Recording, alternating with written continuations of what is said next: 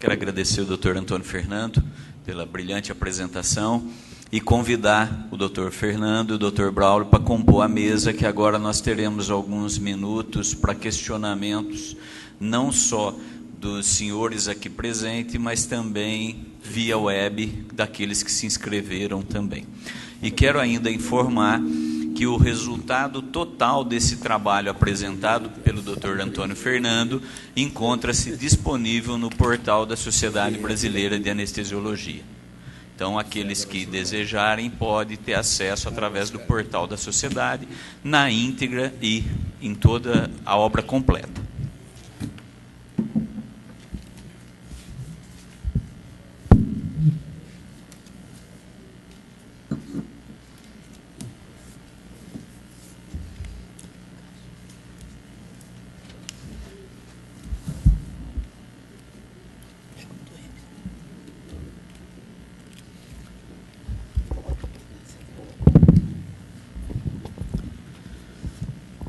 Bom, então agora nós daremos abertura então às perguntas que poderão ser feitas, como eu já disse, por aqueles aqui presentes ou via web, por aqueles que se disponibilizarem a fazer ou apresentar alguma dúvida, tanto ao doutor Braulio quanto ao doutor Fernando, e eu também, como presidente da Sociedade Brasileira de Anestesiologia, o doutor Enes, como presidente da Sociedade de Anestesiologia do Estado de São Paulo, também poderemos contribuir naquilo que for possível. Queria fazer uma pergunta, doutor Braulio. Roger Ramos, sou diretor científico da Sociedade Brasileira de Anestesia. A organização do simpósio passou por muitas dificuldades, a gente, no contato com as pessoas, e a realização do evento, a gente sabe que é importante que nós tenhamos uma divulgação para que a sociedade e a área médica também entenda o porquê de um evento de tamanha importância, né? Tem aqui a plateia e tem também a online, mas eu queria saber o que é que o senhor acha dessa questão da divulgação e da implementação de medidas que muitas vezes o Conselho, a gente sabe que ele adota, como foi colocado aqui pelo senhor há pouco tempo, de análise de questões também, dessa percepção maior que existe em relação à educação na área médica, mas o governo, com medidas pequenas, ele consegue trazer uma influência muito grande na mídia.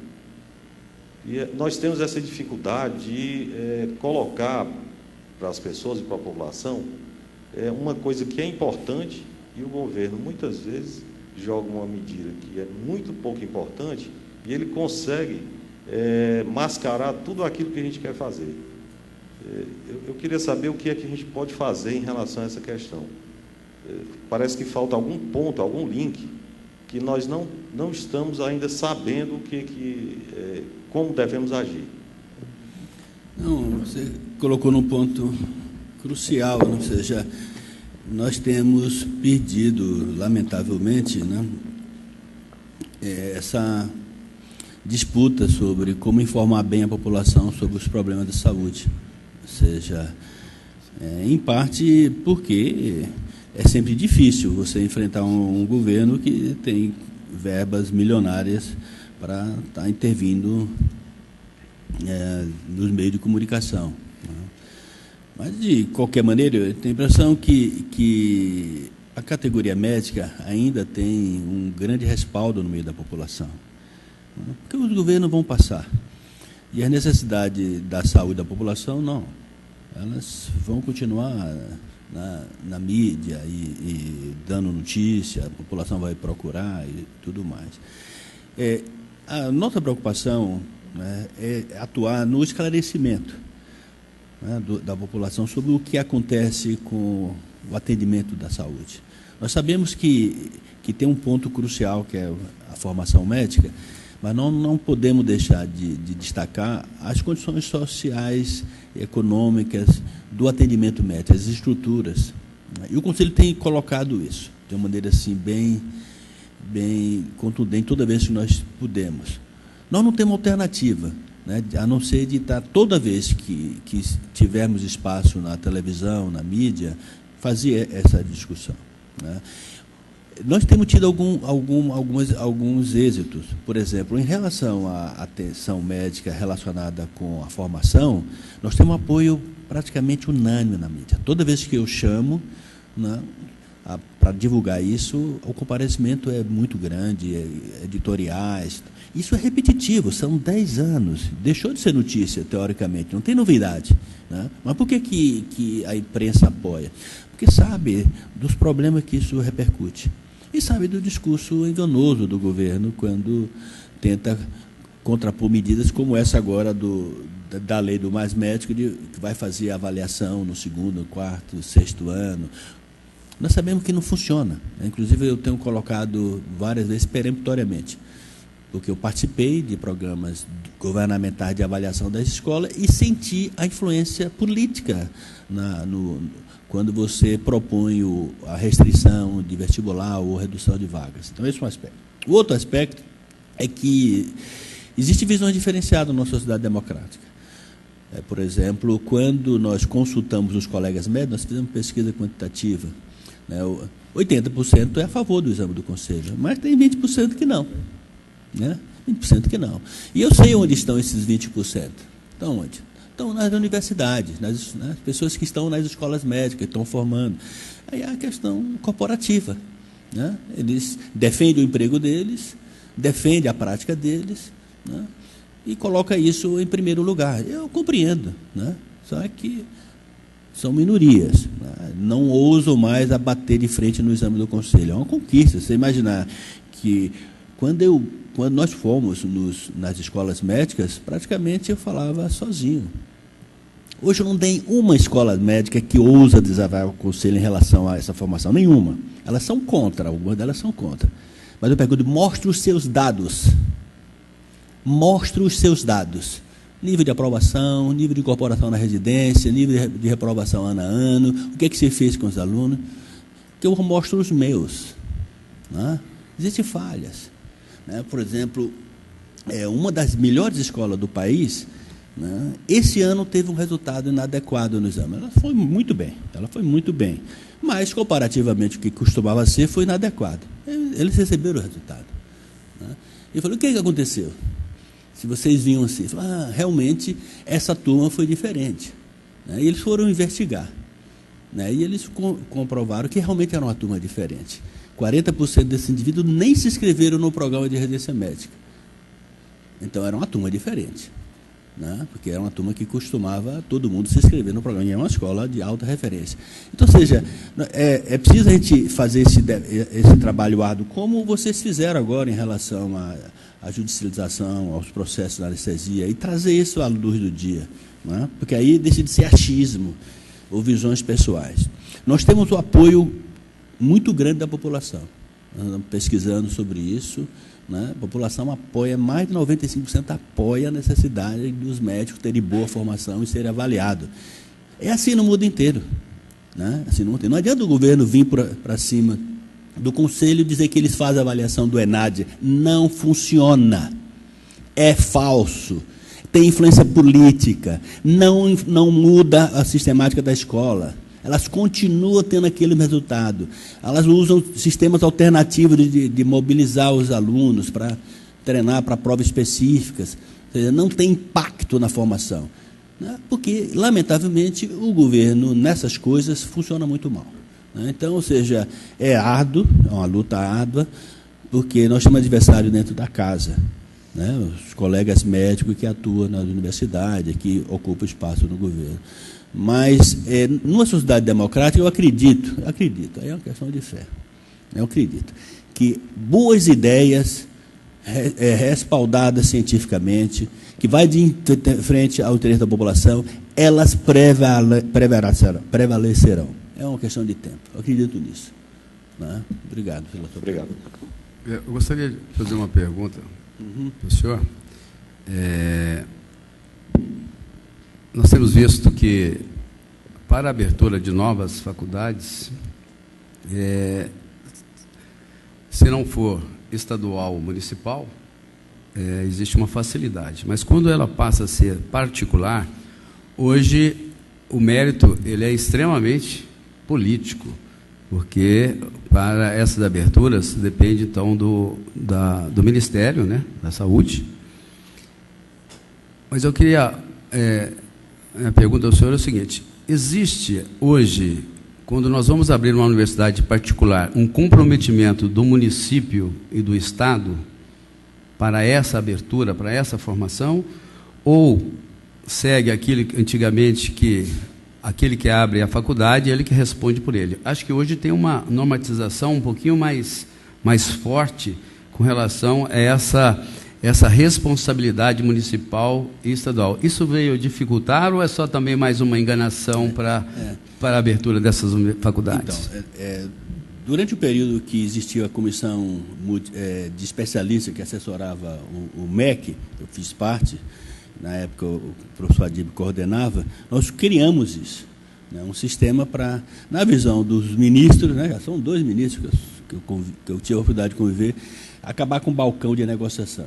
Porque basicamente era um senador, um deputado, ia lá e reivindicava, e dependendo da articulação política dele, estava feito. Então se criou toda uma sistemática. Essa sistemática pressupõe integração com as prefeituras, né, com rede de ambulatório e assim por diante, né, necessidade sociodemográficas, condições, né, mas essa legislação não está funcionando, não está funcionando. Da última vez que nós tivemos a oportunidade de questionar o governo, eles argumentaram que eles tinham cerca de mais de 50 escolas que tinham entrado com solicitação de abertura antes, e que, portanto, eles não poderiam impedir isso. Essa era a argumentação política deles. Lógico que ninguém aceitou isso. O que existe é isso. Agora, essa é a expectativa de que as coisas possam evoluir nesse sentido. Mas, no atual cenário, né, eu percebo que não é crível isso que está colocado na lei. Não é crível, porque tem sido aberto escolas sem necessidade, por exemplo, agora no interior de São Paulo, está se abrindo escolas em locais sem condições adequadas, não tem professores, os hospitais estão deteriorados. Na própria cidade de São Paulo, a mesma coisa. Então, do nosso ponto de vista, o dado crucial é a vontade política e o interesse do governo que isso aconteça, né? Então, lamentavelmente. Professora Eliane.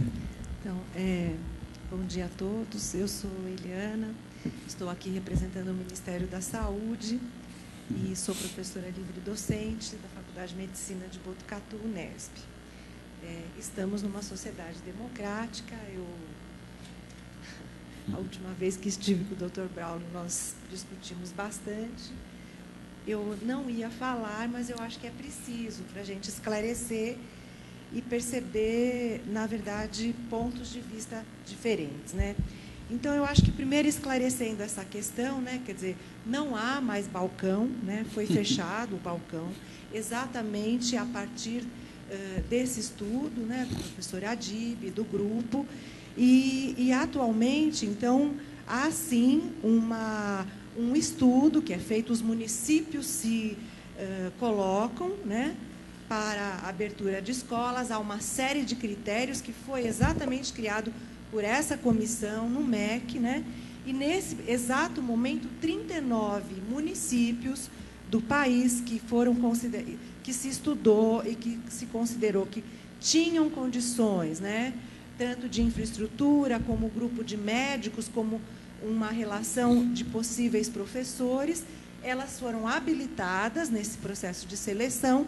E agora, diversas propostas de instituições privadas, novas e antigas, estão participando dessa seleção, né? Então, por exemplo, Bauru é um dos municípios que foi selecionado no nosso estado, Araçatuba é outro, São José dos Campos. Então, esse é o momento de seleção das propostas. Quem faz isso é a SERES, no MEC, né? E sim, então, respondendo a vocês, o balcão está fechado, não há mais essa sistemática, né? Há apenas a partir do Mais Médicos, né? Isso, a partir de 2014. Então, está fechado o balcão e a sistemática, a partir desse presente momento, será esta. né? A cada tanto tempo, se houver necessidade. A única exceção são os 6 hospitais de excelência do país, né? O Sírio, o Einstein, o Samaritano, o HCOR, estou esquecendo algum, o Moinhos de Vento, esses estão fora do processo e se candidatarem, eles podem sim abrir escolas médicas, porque eles são considerados hospitais de excelência no país e que só nos ajudam se realizar. Já tem residência, então tem todos os critérios e poderão abrir. Então, eu acho que essa é uma questão que eu queria esclarecer, né? Esse, então, é o momento em que várias escolas estão nesse processo seletivo e para cada um desses 39 municípios será selecionada uma proposta, né? Diferente do professor Braulio, eu acredito na proposta dos sinais. Eu não estou no MEC, mas tenho participado de diversas discussões, né? Gostaria que o Conselho tivesse participado também. Acredito nas visitas do INEP. As visitas estão sendo reformuladas. Todas as visitas são muito consideradas pelas instituições públicas e privadas, tá? O MEC é visitado regularmente pelas escolas, elas procuram se adequar. Eu gostaria de lembrar a vocês que os professores somos nós, tá? Eu sempre tenho colocado isso para o CREMESP, né? Nós somos os professores das escolas, nós, médicos. É claro que o Ministério da Educação, como o Ministério da Saúde, sabem que a gente precisa qualificar os professores, formar melhor os professores. Tem muitas ofertas de capacitação, formação, adequação de cursos de professores. Nós somos parceiros aqui do Sírio numa grande oferta de formação de professores, de preceptores. Eu estou voltando do Ceará, onde a gente tem um financiamento de uma oferta bastante interessante, que é com o programa Feimer, da Filadélfia. Estavam lá 120 professores de tudo quanto é escola médica do país, se formando para qualificar a escola médica e, consequentemente, qualificar a atenção à saúde da população. Então, eu acho que, sim, há um esforço grande. Também, diferente do professor, eu acredito na prova do progresso. Gostaria de dizer para vocês que eu sou do grupo que formulou a prova do progresso. Ela foi formulada por um grupo de escolas públicas aqui do estado de São Paulo, exatamente porque a gente entendia que esse não era um papel do CREMESP. Nós formulamos o desenho da prova do progresso. Ele, igual à prova do progresso, ele tem um sucesso enorme, tão grande que hoje ele acontece em todo o país, com a participação de uma grande parte de escolas públicas e privadas. E é também interessantíssimo, as escolas privadas querem muito participar da prova do progresso. Elas levam muito em consideração o que há de resultado, buscam qualificar o seu ensino, e ela tem um desenho diferente, que é exatamente a gente conseguir perceber o que é a prova do progresso. Como é que os alunos estão no primeiro ano, no segundo ano, no terceiro, no quarto, no quinto e no sexto. O que é que a gente espera? Uma curva ascendente, de tal maneira que alunos do primeiro ano têm um nível de resposta muito diferente daquele aluno que chega ao final do sexto ano. Também há muitos estudos no mundo todo mostrando as qualidades da prova do progresso, mostrando que para a instituição ela é fundamental para a instituição se autoavaliar e perceber aquilo que não está adequado nesse desenho que deve ser essa curva ascendente, né? Então, eu acho que essa é uma outra informação. O MEC entendeu que este é um desenho adequado, e então está desenhando a prova do progresso. Não será feito em todos os anos exatamente pelo custo, mas ela vai ser realizada ao final do segundo ano médico, ao final do quarto ano e ao final do sexto ano. Tá? E a gente está aberto para dialogar, para conversar, para discutir, para pensar junto, porque agora é um momento de formulação. A pergunta que eu faço para o professor Braulio exatamente assim, que nós estamos abertos ao diálogo e que a gente gostaria de poder discutir o conteúdo da prova, comparar, por exemplo, a prova do Revalida. Eu faço parte da comissão, sou uma estudiosa de avaliação de estudante, faço parte da elaboração da prova prática do Revalida. Eu acho que a gente está num momento que a gente deveria abrir as provas, debater, olhar o conteúdo das mesmas, porque também a gente tem que reconhecer que quando a gente aplica as nossas provas de residência, a média não é alta. Então, eu sempre fico me perguntando, a prova está bem feita? Será que a gente está exigindo mais do que os alunos sabem? Porque quando a gente olha a média das provas das residências, das melhores residências do país, a gente vai perceber que a média fica em torno de 50%. Né? A própria Carlos Chagas, que é uma instituição que trabalha com vocês, fez esse levantamento para a gente, para a Fundap.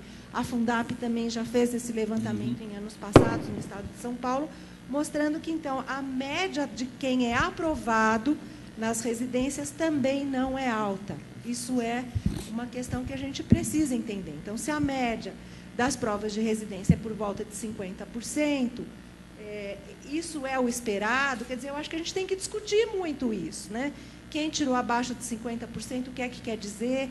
Porque provas são provas, a gente tem que estudar muito para interpretar e saber o significado delas, né? E sempre eu me coloco, quer dizer, será que a prova que a gente aplica é adequada? Eu gosto muito de fazer uma autocrítica, de reconhecer todo esse tempo que eu participei das provas de residência no estado de São Paulo, fui da Fundap, eu acho que sempre a gente tem que levar essa questão em conta. Se 50% é o valor para as pessoas passarem no exame de residência, talvez tenha alguma coisa errada. A gente quer um aluno, né, um médico 100%. A gente não quer um médico 50%. E, mesmo assim, esse tem sido um pouco o nível. Né? E, para o doutor Antônio, eu fiquei...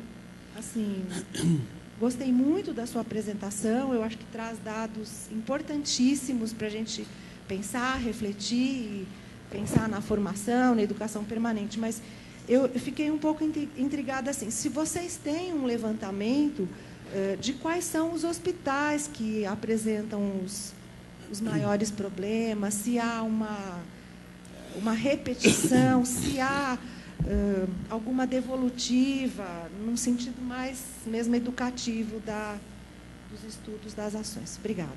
Eu gostaria de fazer alguns comentários. Não, democraticamente, todos nós queremos o melhor para o país.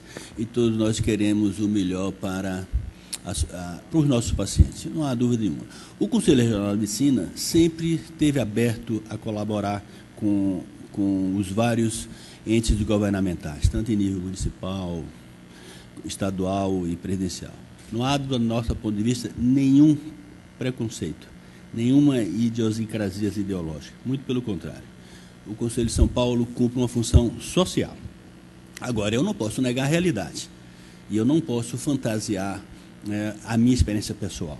E a minha experiência pessoal é baseada numa vivência que eu tive 4 anos dentro do MEC, avaliando escolas, criando instrumento de avaliação que foi colocado aqui como adequado. Só que esse instrumento não tem sido implementado. Eu vou me colocar dessa maneira frontal, porque eu participei de avaliação de escolas, onde nós propusemos redução de vagas, e 1 ano depois a escola estava com o dobro de vagas. Por quê? Porque mudou o ministro, entrou um outro, e a situação mudou radicalmente. E eu fiz questão de voltar na escola, porque um relatório anterior feito pelo INEP dizia que a escola tinha melhorado. Eu fui lá.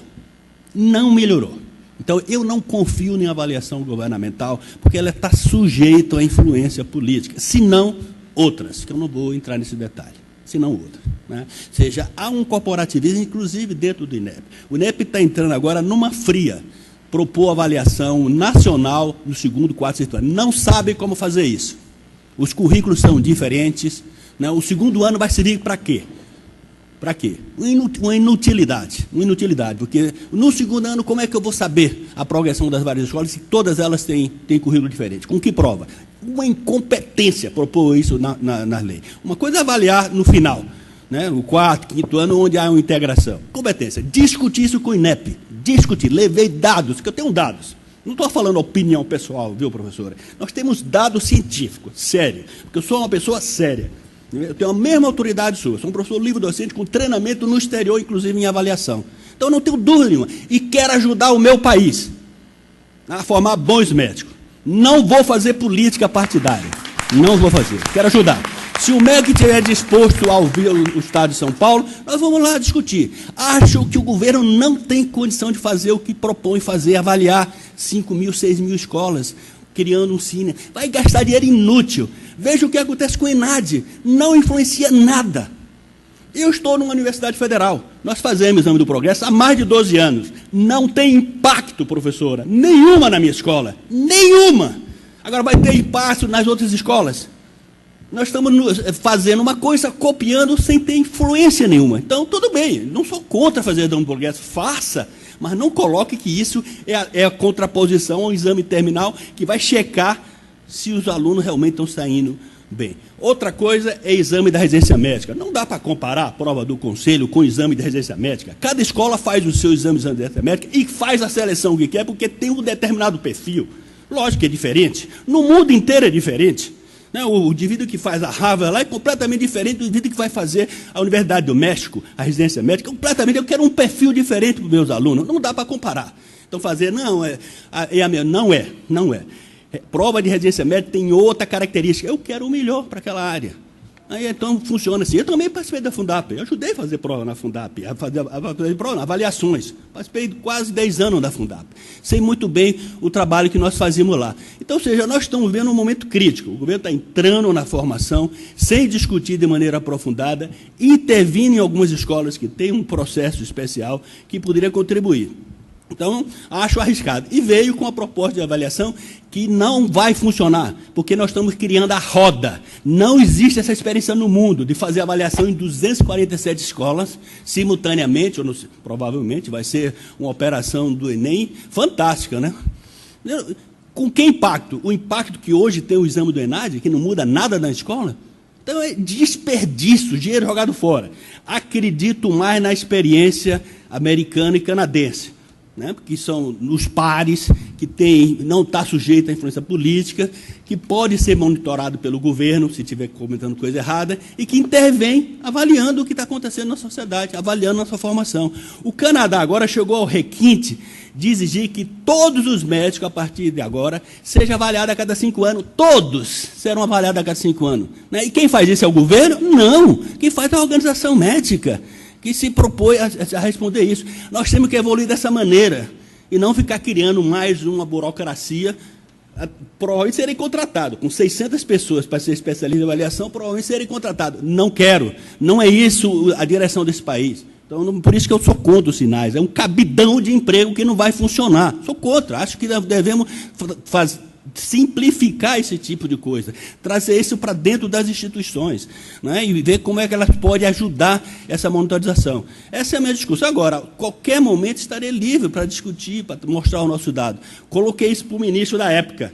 O ministro da época que trouxe esse negócio era o Mercadante, mostrei para lá. Para ele, olha, não vai funcionar, ministro, vai ser dinheiro jogado fora, vão perder tempo, vai criar uma dificuldade tremenda, né? Agora vai criar um cabidão de emprego. Me desculpe a minha ênfase, mas é que, primeiro, o governo não tem seguido a orientação que a comissão especialista propôs. Não tem. Tem aberto escolas independentes da realidade. Nós sabemos disso. A professora está defendendo aqui, mas está abrindo escolas em locais impossíveis, que você sabe, já tem 2, 3, por exemplo, Rio Preto agora, abriram mais uma escola. Aqui no ABC abriu essa outra escola, essa agora, não sei lá, da América, que é mínimas condições, não tem hospitais, e vai dizer que está contemplando. Não. Toda vez que eu questionei o ministro, não. É porque eles já estavam com isso antes, eu não podia intervir. Tudo bem, eu gostaria muito que fosse verdade que acabou o balcão de negócio. Gostaria muito, mas eu não sinto isso no dia a dia do MEC. Professor Fernando. Bom, a pergunta que a senhora referiu a esse trabalho, a sociedade realmente ela está trabalhando nesse sentido, no sentido educativo, porque uma das metas dessa sociedade é diminuir em 50% esses eventos que foram arrolados aí nessas da responsabilidade civil. Dá tempo de eu falar? Não, tem mais um. Só um segundo. Eu gostaria só de complementar que eu também sou historiador do Conselho Estadual de Educação e, recentemente, colegas que avaliam pelo MEC me informaram que essas escolas que solicitaram também a abertura de cursos enviaram documentos e que haveria uma vistoria, mas que recentemente a vistoria foi cancelada. A aprovação será apenas pela avaliação da documentação submetida, né? Isso daí é uma pena, mas talvez pela pressa, pela necessidade, eu não sei, não posso. Só uma informação que me parece bastante pertinente dizer, que eu acho que avaliar documentação só é bastante de risco, né? Bom, o Dr. Wilson, por favor.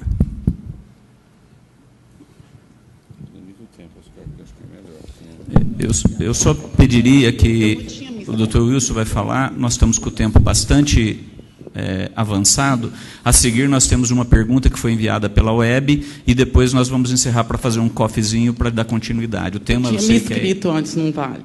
Ué? Eu tinha me inscrito para perguntar antes, não vou poder. Pode ser uma pergunta rapidinha, a gente deixa, então. Vai tá bom? ser, não então, vai ser explanativo. Tá bom, então. Dr. Wilson. Bem, em primeiro lugar, eu não sou da área de anestesiologia, eu faço doenças tropicais infecciosas e o que eu vou falar aqui, seja compreendido ou debatido, faz parte da minha vida em dois momentos.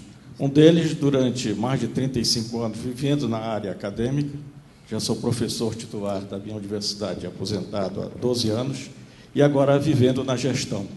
Então, estou tendo a oportunidade de olhar os dois lados.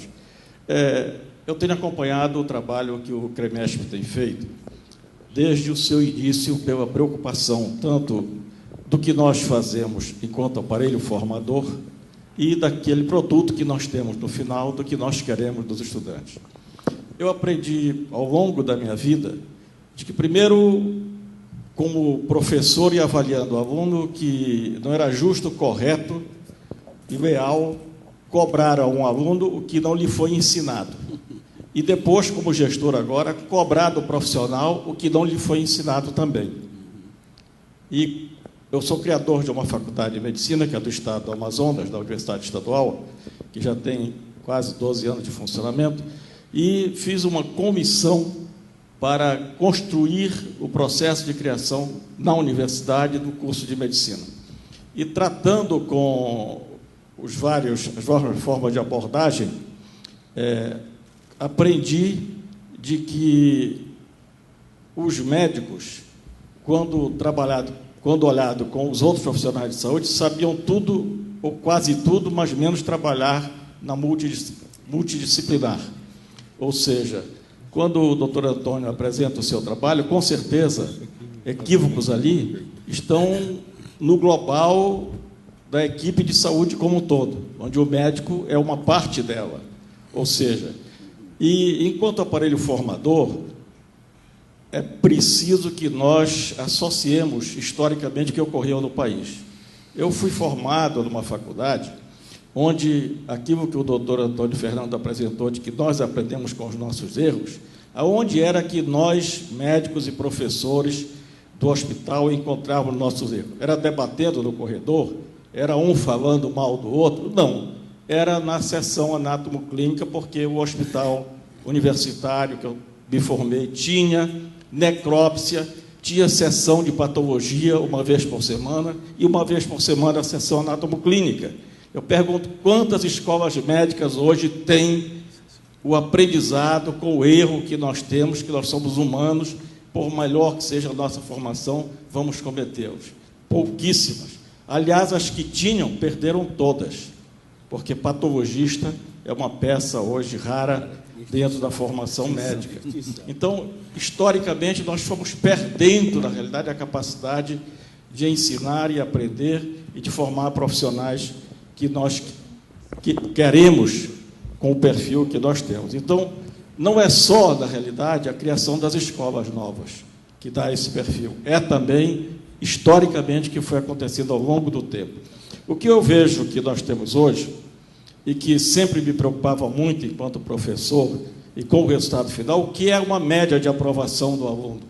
Ele aprova com 5 nos locais, outros com 7, e, teoricamente, ele só tem 50% de capacidade de resolver um problema quando chega na mão dele, se ele tirou 5. Se ele tirou 7, só 70%.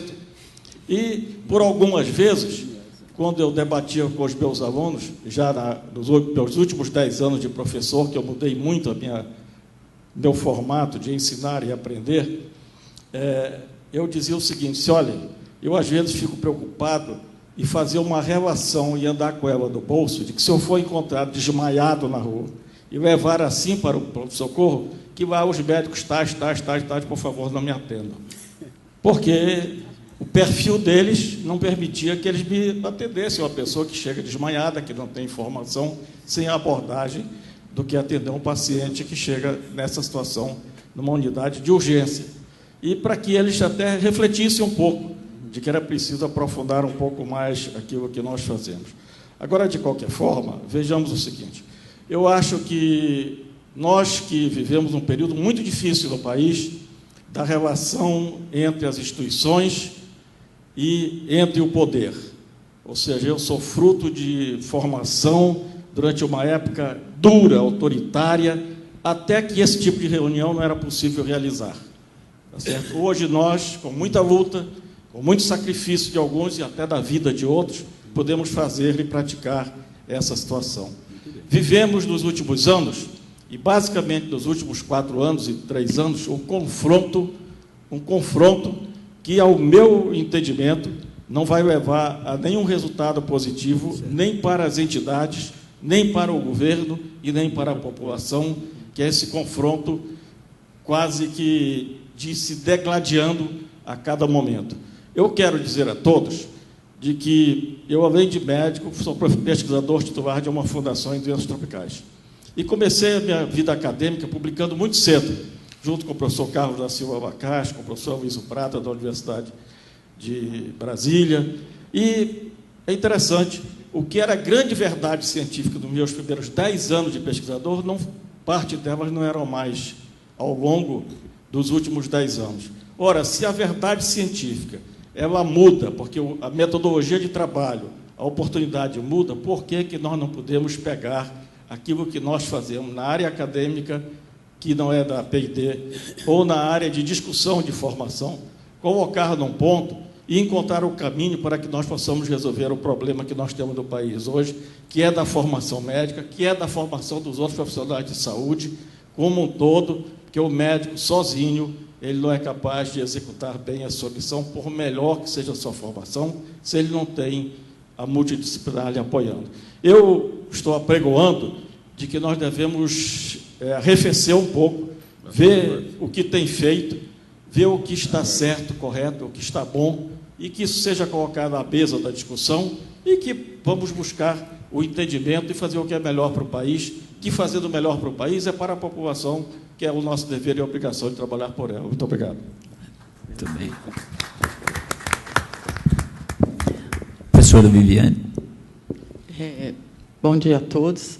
Com todo respeito ao doutor Eliano, ao doutor Braulio colocaram, mas a minha formação, eu estudei numa universidade pública, tenho 30 anos de especialidade e trabalho com ensino, mas em hospital privado, num centro de ensino e treinamento.